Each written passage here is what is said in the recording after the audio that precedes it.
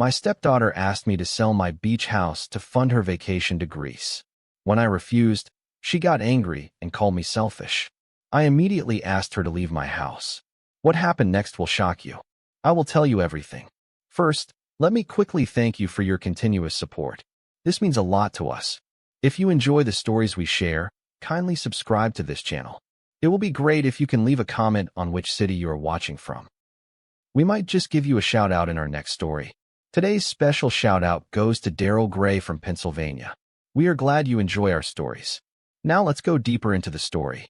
I had built my life like a ledger, clean columns, earn numbers, no fantasies in the margins.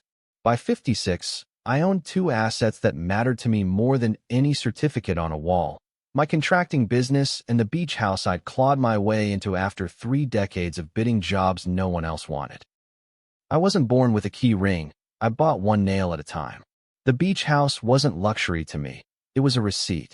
I drove down every other weekend, checked the gutters, tightened cabinet hinges, and ate the same simple breakfast at the same scarred table, because I liked the quiet proof of routine. My second marriage was 5 years old and increasingly transactional, though I pretended not to see it. Diane liked nicer restaurants than I did, and I made room for that. Her daughter, Lila, liked to be the loudest voice in any room, and I made room for that too, mostly by leaving the room. I told myself a million times that families were messy and that the smartest thing a man could do was hold his temper, keep the lights on, and pick his battles. That was what I did, until the day the battle walked in wearing sunglasses and entitlement. Lila didn't knock. She pushed the door with her shoulder and announced herself like a headline. "Hey, Jerry, we need to talk money," she said, as if she were a partner in my business. She was 25, working part-time at a boutique that sold handbags with gold letters on them, and she called every favor she'd ever received support and every boundary aggression. She tossed the sunglasses on my table without apology and slid into a chair like she owned the deed under it. "So, I've been planning something big," she went on, thumbs working her phone while her mouth worked me. "Greece, Santorini, Mykonos, the whole thing. I've done the math. Flights, villas, experiences, about 70 grand if it's done right." She looked up and smiled like she'd just negotiated a brilliant contract. "And you have the beach house. We should sell it. That would cover everything." At first I thought she was joking, and I made the mistake of laughing, a short, surprised sound that made her eyes narrow. "You're serious?" I asked, already knowing the answer because I knew Lila. When she wanted something, she dressed it up in the language of destiny. She called luxuries needs, and she called other people's savings family resources. I sat back in the chair I'd repaired twice and kept my voice even. "The beach house isn't for sale, and it's sure as hell not for a vacation." "Ugh, you don't get it," she said, like I'd interrupted a sermon. "It's not just a vacation. It's my dream. Mom said you were into experiences now and said you'd be open if it was meaningful. You're always talking about investing in people, not things. So invest in me." She leaned forward, elbows planted, audacity making her taller. "We put it on the market, take the cash, and use the rest to pay off your truck or whatever. You'll be fine. You're comfortable."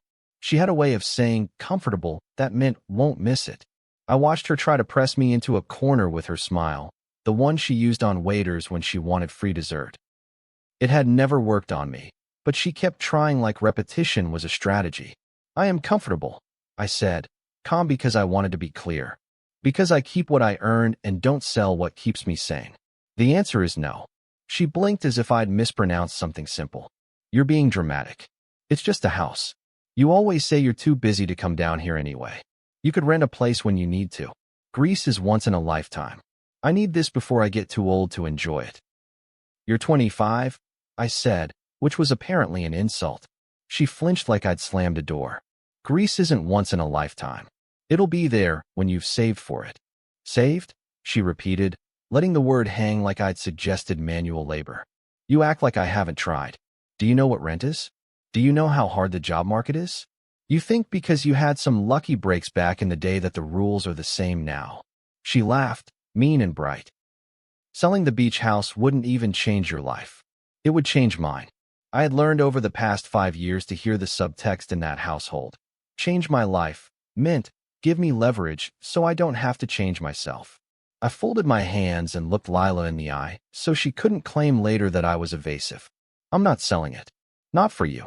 Not for anyone. If you want to go to Greece, you'll figure it out. Take the off-season, fly budget, split a room, wait tables at night. That's how most of us do once in a lifetime. She scoffed and shook her head. You're so small. You always think so small. My friends' parents support their kids. They don't lecture them. Mom said you were different from my dad, more stable. I thought that meant generous, not stingy. She let the last word land and watched my face, waiting for a flinch. She got what she wanted. I didn't flinch, but something simmered low and steady in my chest, an old furnace I'd kept pilot lit for emergencies. I kept it factual. Stingy is refusing to share what you didn't help build? No, that's called a boundary. I've already helped you with the car insurance and that deposit last year. I didn't ask for it back. I asked you to treat me with basic respect in return. She rolled her eyes so hard I thought she'd pull a muscle. Basic respect? You act like you're some king on a throne. You're just an old man hoarding money in a house you barely use. You don't care about creating memories. You just care about control. Memories are nicer when you've earned them, I said, still even, because I wasn't going to match her volume. And this house I barely use is the only place I go where nobody else sets the rules. She leaned back and crossed her arms, the universal sign for, I'll escalate until I get what I want. Mom will back me. She gets it. She said you've been selfish about this place since day one. If you loved us, you'd want to share. You don't love us. You love yourself. That's what this is. She said it with a certainty that would have embarrassed anyone else. It didn't embarrass her. It made her bolder. I didn't want to drag Diane into it, but Lila had opened that door and shoved me through it. Your mother knows exactly what this house is and what it cost me. If she told you I was selfish, then she knows better and said it anyway. That's not support. That's pressure. I stood and pulled out my phone. Let's clear it up. Call her. She stood too, all offense and posture. I'm not calling her for you like you're my teacher. I'm telling you how it's going to go. You say no, you'll deal with the fallout. People will hear about how you treat family. That's a threat, I said, not surprised, just irritated by the childishness of it. And threats don't get you what you want from me. She laughed again, meaner this time. You think anyone's scared of you? You're just a wallet with legs. Without my mom, you'd be boring and alone. Be smart for once and sell the stupid house. Something in me clicked into place, a quiet, final sound like a door finding its frame. I had done this dance with customers who refused to pay, with suppliers who tried to shave pennies by shaming me into silence, with a first marriage that failed because I mistook tolerance for love. I recognized the pattern, and I hated patterns like this. Lila, I said, measured. This is the last time I'm going to say it. I'm not selling. And you don't get to insult me in my house. She opened her mouth, ready to perform the next act, when the front door opened and my friend Carlos stepped in. He had a key because he'd helped me rebuild the deck after a storm and because he was the kind of man you trusted with a spare. Hey, he said, halting when he saw her. Did I walk into a board meeting or a cage match? Carlos was the only person who could make me smile when I didn't want to. He looked between us, then at the sunglasses on the table, then at me. You good? We're discussing real estate, Lila said, flashing a smile that didn't carry to her eyes. Jerry's ready to make changes. He isn't, I said, and Carlos heard the tone. He nodded once, the kind of nod that said, I'm here, say the word. Lila misread it as indifference and barreled on. Here's the thing, she said, turning to include Carlos like he was a juror.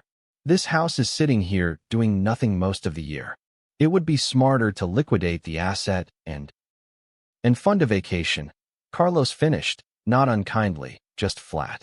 He had 2 daughters of his own and had spent years teaching them the difference between asking and taking. He glanced at me, then at Lila. My opinion doesn't matter, but since I'm breathing your air, I'll say it anyway. Nobody sells their calm to buy a trip. Lila shot him a glare. Nobody asked you. You asked the room, he said, shrugging. Rooms talk. I didn't want to turn it into a pile-on, and I didn't need reinforcement, but I let Carlos's sentence sit like a chair she refused to notice. We're done here, I told Lila. You can visit, but you won't come here to push me around. If you call me selfish again, we won't be talking at all. She stepped closer, chin up, eyes hard. Selfish, she said, testing me like a kid daring a dog to bite. You're selfish. You married my mom and promised to be family. Family shows up. Family sacrifices. I've shown up, I said, voice low. I've paid deposits and insurance and dinners and emergencies. I've kept a roof over your mother's head when she needed rest and a car in the driveway when it broke. I've said yes more than you've said thank you. I'm not selling my peace because you call it love. I pointed at the door, not dramatically, not angrily, just the way a foreman points to a line no one steps over. If you can't speak to me with respect, you need to leave. For a second, I saw the calculation in her face, the loss of leverage, the itch to call Diane and turn this into a chorus. She chose a different tactic, a low blow disguised as fake concern. You're going to die alone in this place, she said. And no one will care about your rules then. She looked at Carlos, waiting for him to flinch. He didn't. She turned back to me. Say goodbye to anyone who ever wanted to be around you. Men like you end up bitter. Men like me end up free, I said. Last chance. She grabbed the sunglasses, muttered something that sounded like pathetic, and moved toward the door, brushing Carlos with deliberate shoulder. At the threshold, she turned back, one more performance queued up. I'll tell Mom you threw me out, she said, enjoying the words, savoring the story she'd get to tell over the phone to an audience of one who would clap. Tell her the truth, I replied. Tell her you demanded I sell my house for your vacation, called me selfish when I said no, and got asked to leave because you were rude in a home you don't pay for. That's the story. She held my gaze, maybe expecting me to blink first, then spun out and slammed the door hard enough to rattle picture frames. The house went quiet in an instant, the kind of quiet I usually welcomed. This time it carried the faint echo of a threat. Mom will back me. And I felt the familiar pressure of a problem that wasn't finished. Carlos let out a breath and scratched his jaw the way he did when he saw a stubborn fence post that would need a different tool. You want me to stick around? He asked. We could get breakfast. Or I can head out if you want quiet. Stay, I said, pulling out a chair. Coffee's on. I need to make a couple of calls. He sat, watched me for a beat, then nodded. You did what you had to do. I should have done it a year ago, I admitted, and the words didn't taste like defeat. They tasted like accuracy. I dialed Diane and stared at the screen while it rang, a steady pulse that promised the next round. When it went to voicemail after the third ring, I hung up instead of leaving a message. I didn't want my voice recorded in a story I wasn't allowed to edit. I looked at Carlos. This is going to get ugly. It gets ugly, he said, before it gets simple. I stood and looked at the table where Lila's sunglasses had sat like a claim marker, then at the door she'd slammed, as if she could dent the frame into a confession. There was no dent. There was just my house, my rules, and the first clean consequence I'd enforced in a long time. My phone buzzed across the table, Diane calling back, and I picked it up, steady, already set on the words I would and wouldn't say. I answered. Hey, I said. We need to talk about lines. Diane came home late that night, which gave me all afternoon to think about how she was going to hear the story from Lila's side first. I wasn't worried about being right. I was worried about whether being right even mattered to her anymore. Over the last year, I'd noticed her habit of listening to Lila the way a lawyer listens to a favored client, never interrupting, always nodding, already prepared to defend her before hearing the other side.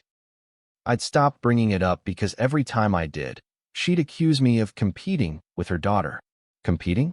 I didn't even play the same game. The door opened at 9:13. I knew because I'd been checking the clock like a man waiting for a storm to hit land.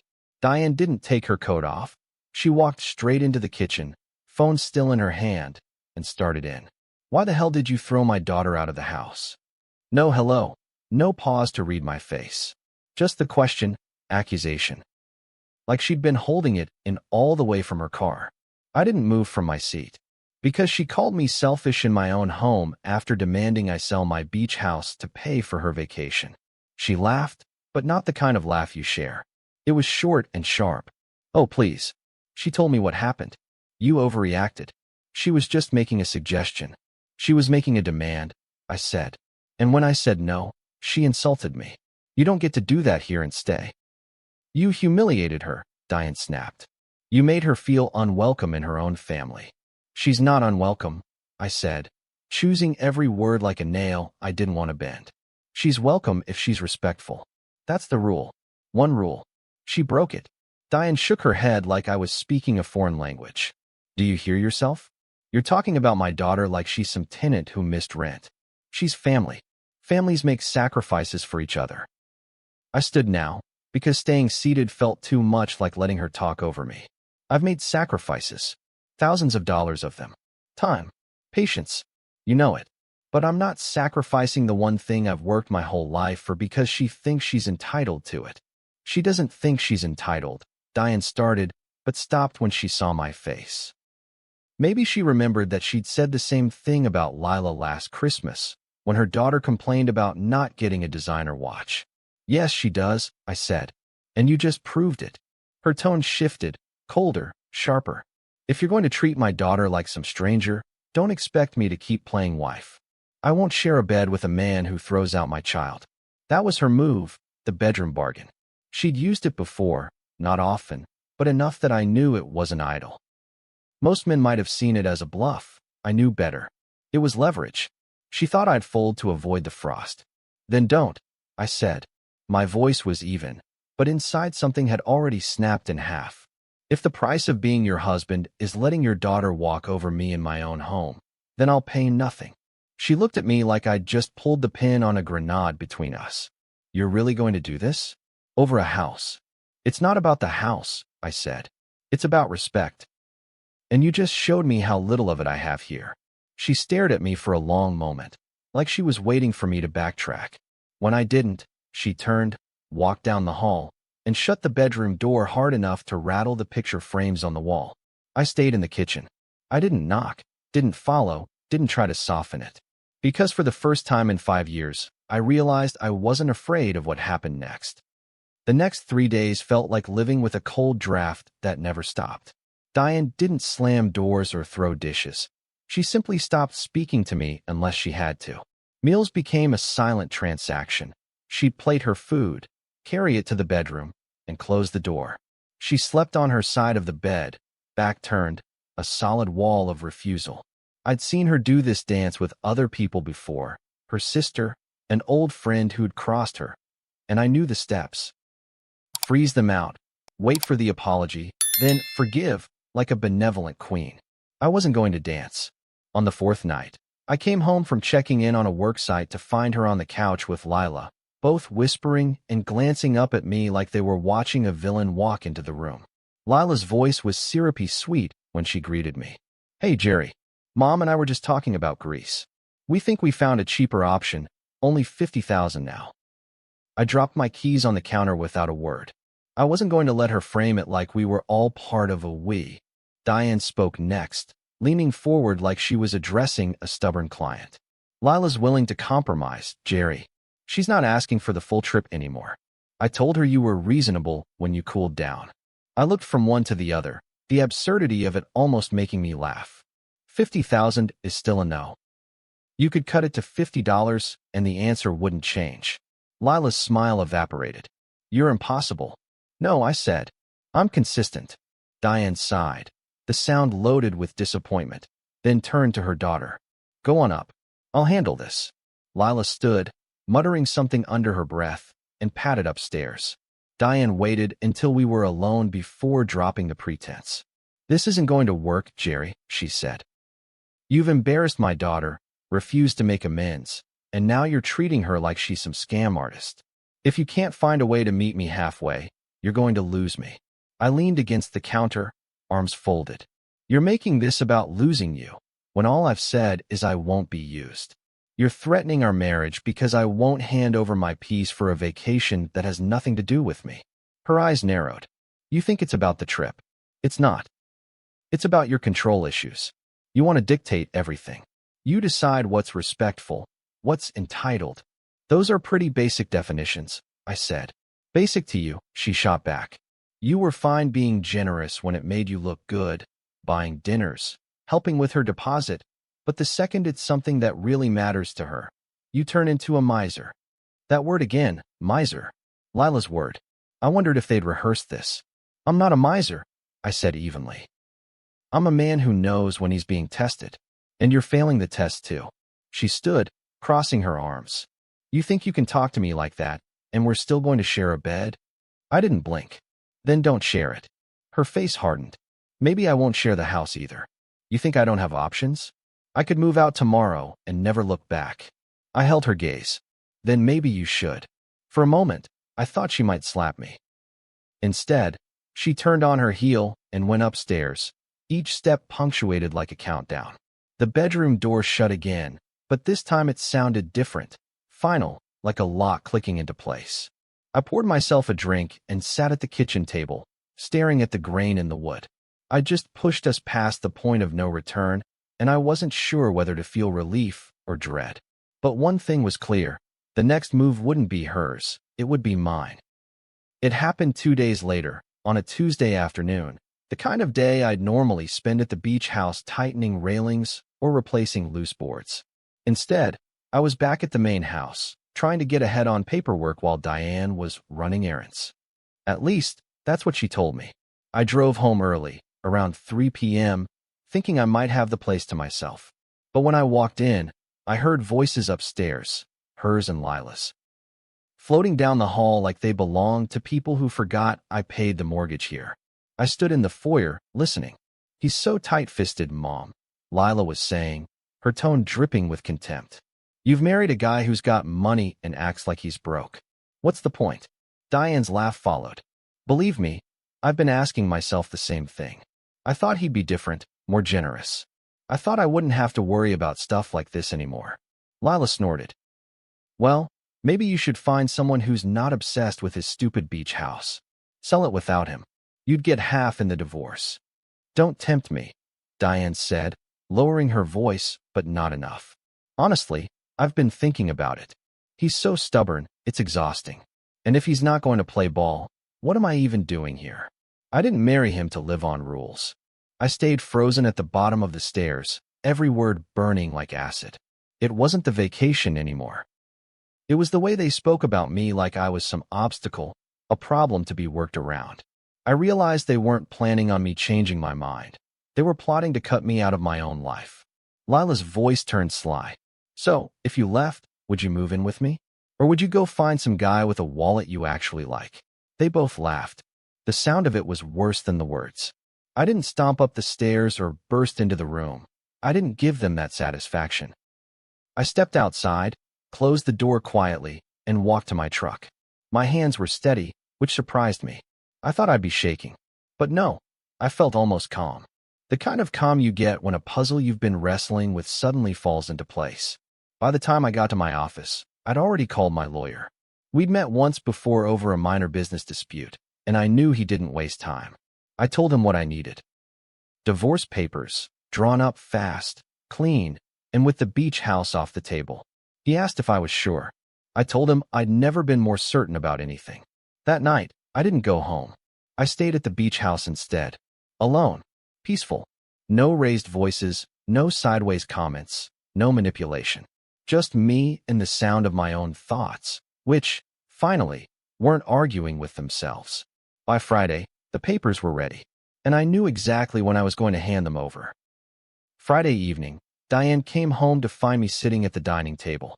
No TV on, no drink in hand. Just a man waiting for the last act of a play he'd already memorized. She walked in carrying 2 shopping bags, her phone wedged between her shoulder and ear, still talking to Lila. I could hear the quick, breathy tone she used when they were scheming about something. She didn't notice the envelope on the table until she hung up. What's that? She asked, still half smiling from whatever joke Lila had made. Divorce papers, I said. The smile died instantly.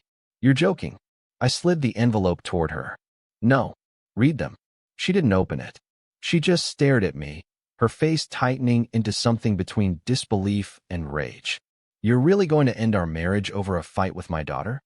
This isn't about one fight, I said. This is about every time you put me second to her, every time you let her insult me without consequence. Every time you used our marriage as leverage to get what she wanted.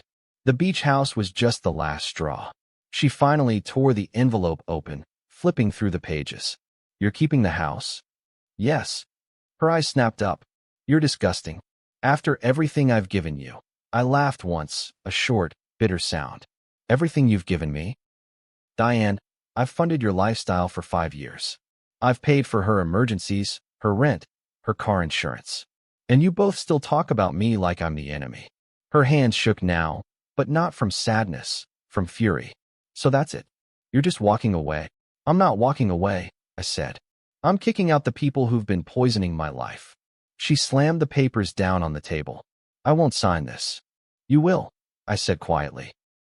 Because you know I have every reason to end this, and you don't want what comes out in court. That made her pause. She looked at me differently then, not as a husband, but as an opponent. The rest of the evening was a silent war. She went upstairs. I stayed downstairs. By morning, she was gone, her car missing from the driveway, a note on the counter. I'll have my lawyer call yours. 2 weeks later, she and Lila had moved out. No screaming departure, no dramatic public scene, just absence. The house was quieter than it had been in years. I spent the first night after they left sitting on the deck at the beach house, watching the tide creep in. I thought I might feel lonely. I didn't. I felt like I could breathe without someone else's hands around my throat. 3 weeks after that, the signed papers came back. Diane had tried to angle for some part of the beach house's value, but my lawyer had shut it down. Clean break. No more marriage. No more Lila. No more demands dressed up as family needs. For the first time in a long time, I felt like the ground under my feet actually belonged to me. 2 months after the papers were signed, life had settled into a new rhythm, one where I didn't have to brace myself every time I walked through my own front door.